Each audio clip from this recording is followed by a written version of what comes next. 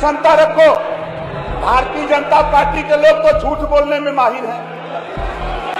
इतना झूठ बोलते हैं कि शायद दुनिया में खोजेंगे तो नहीं झूठा मिलेंगे। अरे शिक्षा की बात करते उनको रोजगार की बात करते, उनको दवाई की बात करते, आप उनको वारी थमा रहे हो, पुराने 50 साल पीछे ले जाना चाहते हो। क्या बात करते हो? कौन नहीं करना चाहता है? प्रदेश के 23 करोड़ आबादी में कौन माँ बाप नहीं चाहता कि हमारा बच्चा पढ़े? आप नहीं चाहते हो क्या? क्या बात करते हैं? बैठे रहिए, टोपी सही करिए, स्त्री खाली करो, शिक्षा की बात मत करो। मना है माननीय मंत्री जी, अभी बता रहा हूं।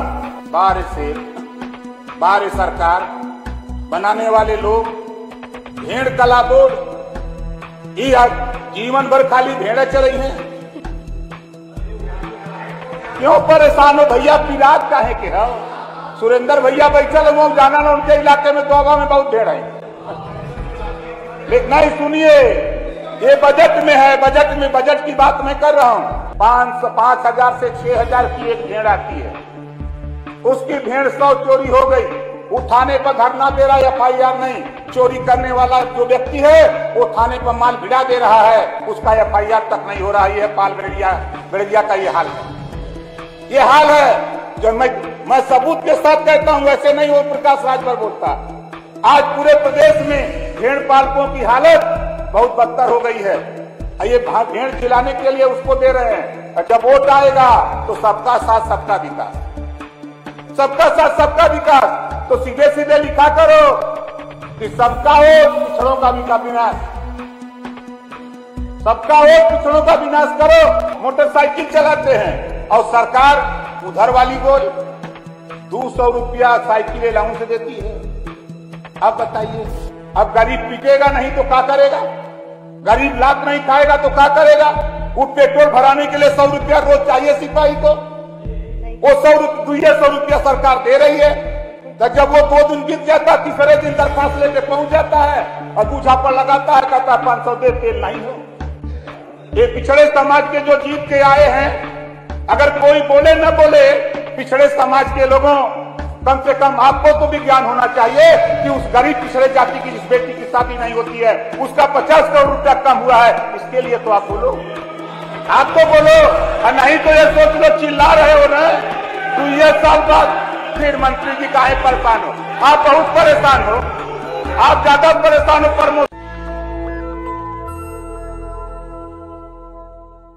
अध्यक्ष जी, मुझे बड़ी खुशी हुई जब माननीय वित्त मंत्री जी बड़े जोशो खरोश के साथ आप पूरा टाइट होके आए। बड़ी ऊंचा टेबल वहां बेंच लगा, उस पे बैठ के पढ़ रहे, खड़ा होके। जब वो पढ़ रहे थे तो मैं सुन रहा था, और उन्होंने 36 पेज पढ़ डाला लेकिन पानी नहीं पिया। हमारे एक मंत्री जी पानी बेचारे थमा रहे थे, पकड़ के उन्होंने रख दिया और ठीक उसका उल्टा कर दिया। अपना तो पानी नहीं पिया। 52% आबादी पिछड़ों की यहां बैठे हुए सदन में हमारे सदस्यगण हैं। अब मैं चाहूंगा, नहीं पानी तो मैं नहीं पिलाऊंगा, लेकिन आपसे कहूंगा कि जरा गौर करिए। माननीय अध्यक्ष जी, 2018-19 में पिछड़ी जाति के बच्चे 18.5 लाख थे। बजट अलॉट होता है 878 करोड़। 19-20 में बच्चे हो जाते हैं 21 लाख। बजट अलॉट होता है 600 करोड़। 278 करोड़ सत्ता पक्ष के लोग कम कर देते हैं। अब आगे देखिए, अब बजट आता है 20-21 का। 20-21 में शुल्क प्रतिपूर्ति का पैसा खत्म कर दिया। मैं सबूत दे रहा हूं आपको। अनुदान संख्या 79, 20-21, पृष्ठ संख्या 49। इसमें शुल्क प्रतिपूर्ति पिछड़ी जाति का खत्म हो गया। इसको पढ़ लीजिएगा। माननीय नेता कांग्रेस आप भी ले लीजिए, माननीय नेता बसपा को थमा दीजिए, माननीय प्रतिपक्ष के नेता को भी थमा दीजिए। अब उधर कैसे जाएगा? नहीं, आप हमको पिछड़े में शामिल नहीं करते, नहीं हमको भी देते कागज। सर मैं आपके माध्यम से भिजवाना चाहता हूँ, ये जरा ऊपर भिजवाइए भाई। इस नाते की बड़ा विषम। माननीय अध्यक्ष जी, देखिए 52% आबादी के बच्चों का भविष्य है, संख्या बढ़ गई और शुल्क प्रतिपूर्ति खत्म हो गई। मैंने इसी बात को लेकर मुख्यमंत्री जी से, जब मैं मिनिस्टर था उधर था उस गोल में, नहीं घबराइए मत संग्राम भाई, नहीं आ गए, नहीं वो तो माननीय मौर्य जी हैं, वो तो इधर उधर जाते आते रहते हैं उनकी बात नहीं। लेकिन जब मैं साथ में था माननीय मौर्य जी अगर खड़े हो गए तो आपका फिर दिक्कत आएगी। नहीं सर, मैं उनके साथ जब था तब माननीय मुख्यमंत्री जी से बराबर लड़ते रहा। मुख्यमंत्री जी आदेश देते रहे, लेकिन वित्त विभाग बात नहीं माना। एक दिन मुख्यमंत्री जी ने चिट्ठी लिखा कि शुल्क प्रतिपूर्ति और छात्रवृत्ति दोनों का क्या औचित्य है। अब वित्त विभाग ने औचित्य दोनों मिला करके शुल्क प्रतिपूर्ति खत्म कर दिया। अब 2020-21 में पिछड़ी जाति को शुल्क प्रतिपूर्ति नहीं मिलेगा। इसको देखवा लीजिएगा, इस नाते की बड़ा विषम मुद्दा है। अब दूसरे इशू पर आते हैं, बजट पे। बजट पेश हो गया, मुझे तो बड़ा आश्चर्य होता है माननीय अध्यक्ष जी। अभी हमारे साथीगण बोल रहे थे, एक मामला बड़ा गंभीर है, बहुत मामला गंभीर है। हम लोगों को कहां सरकार ले जाना चाहती है, हम तो बहुत परेशान हैं। विश्वकर्मा श्रम सम्मान योजना इस बजट में है, मतलब अब लोहार को आरी, बसुला, रुखान और त्रिकोणिया के अलावा सरकार कुछ नहीं दे सकती। ये नहीं उत्थान तो यही है माननीय विधायक जी। अरे शिक्षा की बात करते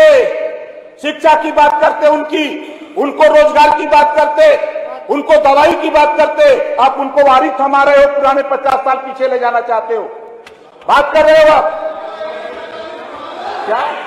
विश्वकर्मा सम्मान दे रहे हैं, विश्वकर्मा सम्मान दे रहे हो, ये हम नहीं बोल रहे हैं, ये आपकी बुकलेट बोल रही है।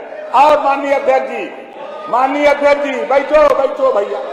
अरे विराट कहे हो भैया, विराट कहे हो? क्यों, क्या बात करते हो? कौन नहीं करना चाहता है? प्रदेश के 23 करोड़ आबादी में कौन माँ बाप नहीं चाहता कि हमारा बच्चा पढ़े? आप नहीं चाहते हो क्या? क्या बात करते हैं? बैठे रहिए, टोपी सही करिए माननीय अध्यक्ष जी। और आगे देखिए, ये सरकार धोबी को क्या दे रही है? स्त्री खाली करो, शिक्षा की बात मत करो, मना है माननीय मंत्री जी। अभी बता रहा हूं, इन्होंने बनाया है एक योजना, बड़ी अच्छी बनाई है। इनकी योजना है भेड़ कला बोर्ड। बाहर सरकार बनाने वाले लोग भेड़ कला बोर्ड, ये जीवन भर खाली भेड़ें चल रही हैं। क्यों परेशान हो भैया? पिरात काहे के हो? सुरेंद्र भैया बैठल हो, जाना ना, उनके इलाके में दोगा में बहुत भेड़ है। लेकिन नहीं, सुनिए, ये बजट में है, बजट की बात मैं कर रहा हूं माननीय अध्यक्ष जी। ये भेड़ कला बोर्ड, भेड़ सड़क पे मर जा रही है एक्सीडेंट में, भेड़ चोरी हो जा रही है।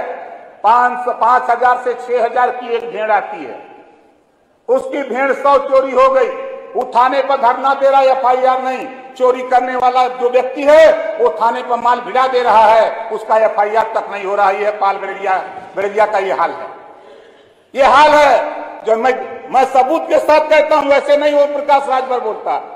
आज पूरे प्रदेश में भेड़ पालकों की हालत बहुत बदतर हो गई है। ये भेड़ खिलाने के लिए उसको दे रहे हैं, और जब वोट आएगा तो सबका साथ सबका विकास, सबका साथ सबका विकास। तो सीधे सीधे लिखा करो कि सबका वोट पिछड़ों का विनाश, सबका वोट पिछड़ों का विनाश करो। योजना बना रहे हैं हमारे मौर्य जी, बेचारे क्या करेंगे? दवाई थोड़ा महंगा हो गई है, हम दिखा रहे हैं, देखिए। और क्या है, देखिए मान्यवर, कानून व्यवस्था बड़ी चर्चा हो रही है, कानून व्यवस्था पे बड़ी चर्चा हो रही है। मैं आपका ध्यान अपनी तरफ आकर्षित कराना चाहता हूं। आपकी चाहे पुलिस कमिश्नरी सिस्टम बना दीजिए, लाख योजना बनाइए, जब तक पुलिस के विषय में उनके विषय में नहीं सोचेंगे तब तक मान्यवर वो सही काम नहीं कर सकते। मैं तो आश्चर्य हूं, पूरे उत्तर प्रदेश में 1400 थाने हैं और 1400 थाने में एक भी साइकिल नहीं है, एक भी साइकिल नहीं है। यहां बैठे हुए माननीय सदस्यगण हैं, मंत्रीगण हैं, एक भी साइकिल नहीं है, सब मोटरसाइकिल चलाते हैं, सब मोटरसाइकिल चलाते हैं। और सरकार उधर वाली गोल 200 रुपया साइकिल अलाउंस देती है। अब बताइए, अब गरीब पिटेगा नहीं तो क्या करेगा? गरीब लात नहीं खाएगा तो क्या करेगा? वो पेट्रोल भराने के लिए 100 रुपया रोज चाहिए सिपाही को, वो 100 रुपया सरकार दे रही है। तो जब वो 2 दिन बीत जाता, तीसरे दिन दरखास्त लेके पहुंच जाता है और दूझा पर लगाता है, कहता है 500 दे, तेल नहीं हो, तो वो देना पड़ता है उसको, बेचारा क्या करे, जान बचाना है उसको। ये सरकार का काम है। सरकार माननीय अध्यक्ष जी, अब भैया सुरेंद्र भाई, अब हमसे मत कहवाइए, पड़ोसी हुआ। हम देख रहे हैं, मैं यहाँ जब भी लखनऊ आता हूँ मान्यवर, आपसे भी कहा, यहाँ सदन में भी महामहिम राज्यपाल के भाषण के चर्चा में भी बताया, आवास नहीं मिला, इस नाते में भटकता रहता हूँ। आपसे कहना चाहता हूँ, तो भटकने से आपको फायदा है कि ज्ञान बढ़ा है? माननीय अध्यक्ष जी, मैं उसी बात पे आ रहा हूँ। पुलिस विभाग देख के आप ड्यूटी कराते हैं 28 घंटा, 20 घंटा, 24 घंटा, 16 घंटा, और तनख्वाह देते हैं 8 घंटा। छुट्टी मांगता है पुलिस विभाग, उसकी मां बीमार हो गई, पत्नी बीमार हो गई, भाई बीमार हो गया, तो कप्तान छुट्टी नहीं देगा कि नहीं ड्यूटी लगी है मुख्यमंत्री जी की, मंत्री जी आ रहे हैं, छुट्टी नहीं मिलती है, वो खुद दुखी हो जाता है। कैसे वो न्याय करेगा? 144 लगी है परमानेंट, लग जाएगा परमानेंट 144 से, चलो हजरतगंज चौराहे पर खड़े रहो। अब वो बेचारा 24 घंटा खड़ा, कैसे हमारी आपकी सुरक्षा करेगा? वो भी तो इंसान है हमारे आपकी तरह। तो आप खास बातें कर लो। नहीं, खास बात ही आप ही ने कहा था मान्यवर, आप ही ने कहा था, इस बात पे आगे बढ़ गए। हाँ मान्यवर, अध्यक्ष जी ने कहा था। हाँ। अब मान्यवर मैं आता हूं फिर अपने बजट पे, पिछड़ा वर्ग कल्याण विभाग। इस नाते मैं बोलता हूं कि मेरे पास पिछड़ा वर्ग कल्याण विभाग था, मुझे जानकारी बहुत बढ़िया है उसके। 200 पिछली बार 200 करोड़ बजट था 19-20 में, 50 करोड़ कम कर दिया गया, ये पिछड़ों का हित है। शादी अनुदान 200 करोड़ था और 50 करोड़ कम कर दिया। ये पिछड़े समाज के जो जीत के आए हैं, अगर कोई बोले न बोले, पिछड़े समाज के लोगों, कम से कम आपको तो भी ज्ञान होना चाहिए कि उस गरीब पिछड़े जाति की जिस बेटी की शादी नहीं होती है, उसका 50 करोड़ रुपया कम हुआ है, इसके लिए तो आप बोलो, आप तो बोलो। और नहीं तो ये सोच लो चिल्ला रहे हो ना, 2 साल बाद फिर मंत्री जी काहे परेशान हो? आप बहुत परेशान हो, आप ज्यादा परेशान हो। प्रमोशन नहीं होगा अब, ना प्रमोशन नहीं होगा। माननीय अध्यक्ष जी, आप बैठो। माननीय अध्यक्ष जी, अभी बता रहा हूं, आप गए घबरा रहे, अभी बता रहा हूं। अब देखो, जरा सुनने की क्षमता रखो। भारतीय जनता पार्टी के लोग तो झूठ बोलने में माहिर हैं। इतना झूठ बोलते हैं कि शायद दुनिया में खोजेंगे तो नहीं झूठा मिलेंगे। झूठा पे मत।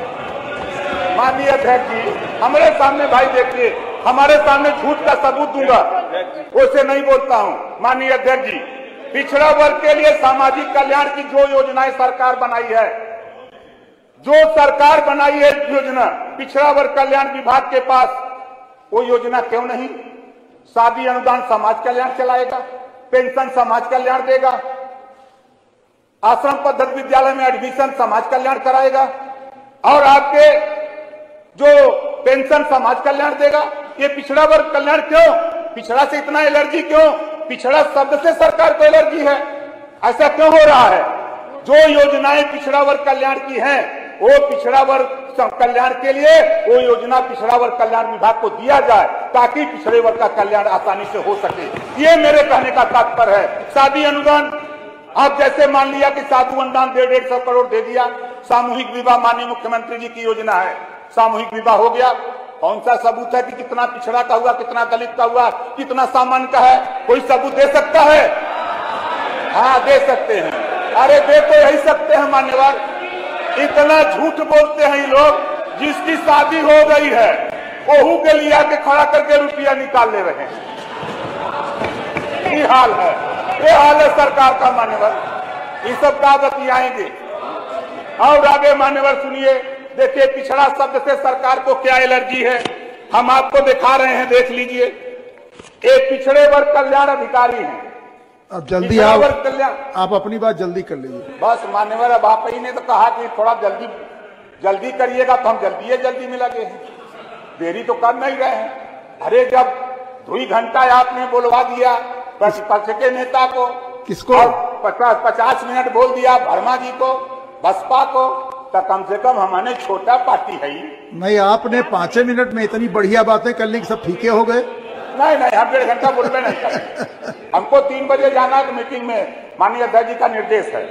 अब मैं आता हूं पिछड़ा शब्द पे मान्यवर।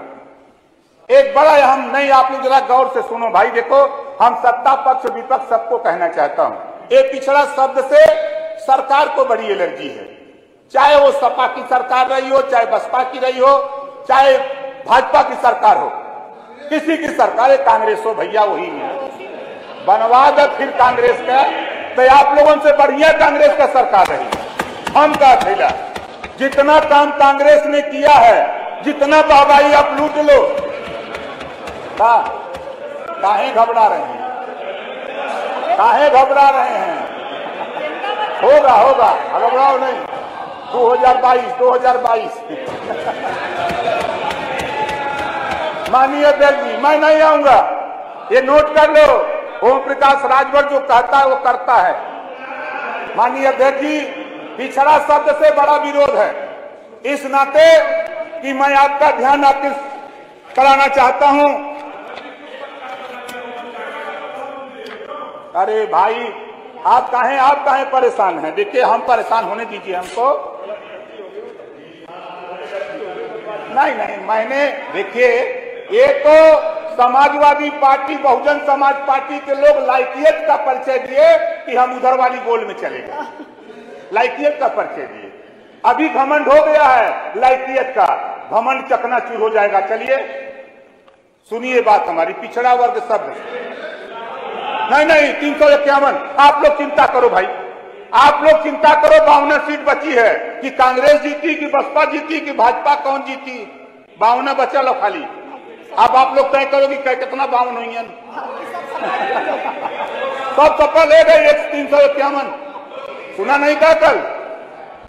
माननीय अध्यक्ष जी, पिछड़ा वर्ग शब्द से इतना बड़ा चीड़ सरकार को है। अब आप देख लीजिए कि समाज कल्याण अधिकारी, अब वहीं आप देखिए कि पिछड़ा वर्ग कल्याण अधिकारी है, उसको बाबू के ग्रेड पे रखा गया है। और वहीं जिला पिछड़ा कल्याण अधिकारी है, उसको बाबू के ग्रेड पे रखा गया है। क्यों? ये पिछड़ा शब्द से भेदभाव क्यों? पिछड़े वर्ग विभाग के अधिकारियों के साथ भेदभाव क्यों? पिछड़ा शब्द से इतना एलर्जी सरकार को है कि विभाग को बना दिया पिछड़ा वर्ग। अगर नहीं विकास करना है तो उसका विलय कर दो समाज कल्याण विभाग में। इस नाते मान्यवर, मैं आपसे निवेदन करता हूं कि मैं बहुत नहीं, एक बात कह रहा हूं, इस बजट में ये तो चाहे जितना जो बोल ले, मैं यहां आकर के 3 साल में देखा और पढ़ा, इधर जो बैठते हैं उल्टा बोलते, उधर जो बैठते हैं उल्टा बोलते। नहीं, हम सही नहीं बोलते, उल्टा इस नाते कि जब ये लोग कह रहे हैं कि आपने विकास नहीं किया, तो आप कहते हो सारा काम हमने किया। 40 साल कांग्रेस क्या कर रही थी? पानी पीट रही थी। आप बताओ, ये हाल में बैठे हो आप बनवाए हो, सड़क पर चलते हो आप बनवाए हो, बिना मतलब का भाषण मारते हो। अरे आप देखो भाई, सुनो माननीय अध्यक्ष जी, ये तो अनवरत प्रक्रिया है। कांग्रेस ने किया, उनकी सरकार चली गई, सपा की सरकार आई, उन्होंने किया, फिर आपकी सरकार आई भाजपा की, आपने किया, बसपा की सरकार आई, आपने किया। ये तो क्रियाशील है। आप जिसकी भी नहीं, मैं अभी सरकार बनाने लायक नहीं हूं। चलिए आप लोग थोड़ा और उपद्रव करो, और थोड़ा सा उपद्रव करो तो आने वाले दिन में हो सकता है। भाई राजनीति को कोई कुछ कहा नहीं जा सकता। जब झारखंड में एक एमएलए अकेले मुख्यमंत्री बन सकता है तो आप लोग चाहोगे तो वो भी हो सकता है। ठीक है, 200 विधायक जहां धरने पर बैठे, जिस सरकार के 200 विधायक धरने पे बैठे, आप समझ लो क्या होने वाला है। इस नाते माननीय अध्यक्ष जी, हम आपसे निवेदन करेंगे, ये तो इधर जो विपक्ष में बैठता है तो सत्ता पक्ष का विरोध स्वाभाविक है। सत्ता पक्ष के लोग बयानबाजी उल्टा सुल्टा देते रहते हैं। मैं तो सुन करके बड़ा आश्चर्य हुआ किसानों के सवाल पे। अभी कल जो है संसदीय कार्य मंत्री जी बोल रहे थे, संसदीय कार्य मंत्री जी कह रहे हैं कि मध्य प्रदेश और राजस्थान से कुल साड़ आवत हुए। हमरे समझे में नहीं आवत हो कि जो ललका घूमत हुए ई कहां से आये हुए। एक बात बताऊं, अगर बुरा न लगे, देखिए होली है मान लीजिए, एक बात कहें, नहीं कोई बहुत बुरा वाली बात नहीं, बुरा नहीं लगेगा मान्यवर। हमारे माननीय गन्ना विकास मंत्री जी हैं, अब संसदीय कार्य मंत्री रहते थोड़ा मजा भी आता। ये हमारे अब क्या बताए, लेकिन कह देता हूं, अगर इजाजत हो तो कह दे भाई, कह दे। किसानों के सवाल पे भारतीय जनता पार्टी धन दुगुना कर रही है। एक दिन पत्रकार भाई ने अखिलेश जी से पूछा, पूर्व मुख्यमंत्री जी से, कि आप 5 साल सरकार चलाए हो, आपकी सबसे अच्छी योजना क्या है। अखिलेश जी ने कहा कि भाई जो 100 नंबर की गाड़ी है, जो चौराहे पे 100 नंबर की गाड़ी खड़ी है, वो हमारी सबसे अच्छी योजना है। पत्रकार भाइयों ने पूछा कि उसका काम क्या है। तब पत्रकार भाइयों से अखिलेश जी ने कहा कि कहीं कोई झंझट तकरार हो जाता है तो फोन करने पे 100 नंबर पे गाड़ी चली आती है। अब ये समाचार संसदीय कार्य मंत्री सुबह अखबार में पढ़ लिए। अब इन्होंने जो है पत्रकारों को बुलाया, तो पत्रकार भाई ने पूछा कि कल अखिलेश जी ने कहा कि जो 100 नंबर चौराहे पे गाड़ी खड़ी है वो हमारी देन है। तब तक संसदीय कार्य मंत्री ने पत्रकार भाइयों से कहा कि जो चौराहे पर सार खड़ा है वो हमारी देन है। होली है, बुरा मत मानो।